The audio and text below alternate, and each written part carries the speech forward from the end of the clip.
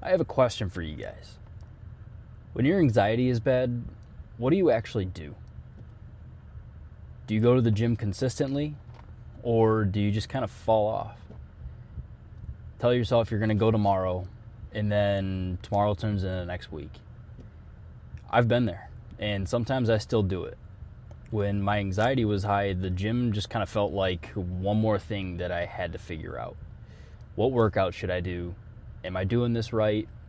What if I feel off while I'm at the gym? So instead of helping me, it became something that I avoided regularly. And that's a big problem, because the thing that's supposed to help you the most becomes the thing that you avoid the most. Today we're going to be talking about the anti-anxiety workout that actually works and how to stop overthinking it. Okay, let's go.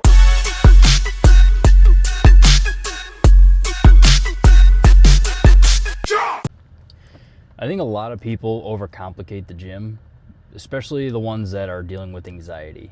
You feel like you need to have the perfect plan, the perfect split, or the perfect routine. And if you don't have it, you just don't go at all. But here's what I realized. The best workout for anxiety is the one that you actually do consistently. Not the most optimized one, not the one that some influencer on YouTube said was perfect. The one you can show up for, even on your worst day. When you're training for your anxiety, you're not just trying to build muscle or strength. You're trying to change your state. You're trying to take your mind out of that loop, out of that constant overthinking, and bring it back into your body. So your workout needs to do 3 different things. It needs to demand your focus, it needs to create physical intensity, and it needs to give you a clear finish. Because anxiety feels like it never ends. But workouts do. You start, you push, you finish. That's what matters more than people realize. So instead of overthinking it, here's how I want you to think about your workouts. You walk into the gym and you focus on one main lift. Something that forces you to be present. It could be a bench press. Maybe it's squats. Maybe it's a deadlift. You don't need 10 big exercises. You need one thing that demands your full attention. Then after that, you can do a few other workouts, a few supporting movements. Nothing crazy, just enough to feel like you got a good workout, and then you're done. That's it.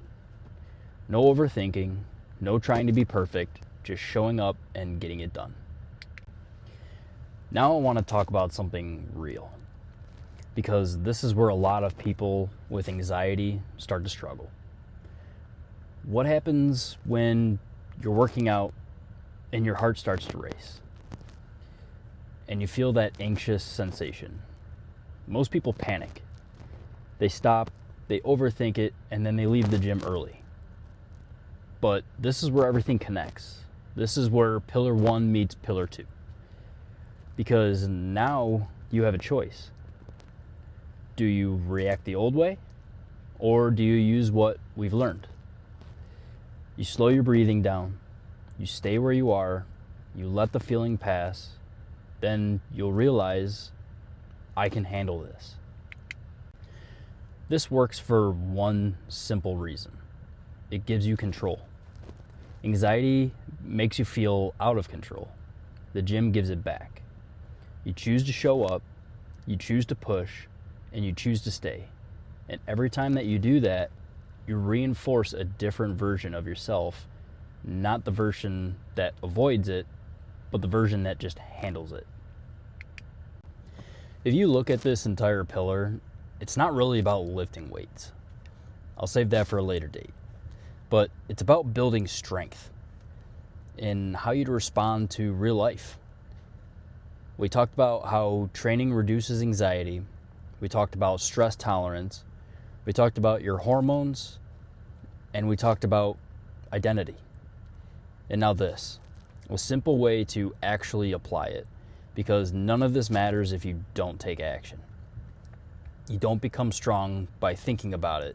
You become strong by showing up. even when your mind tells you not to. Thank you for watching this video. I hope this helps anyone who struggles with anxiety but wants to train. Next week, we start pillar number 3, sleep discipline.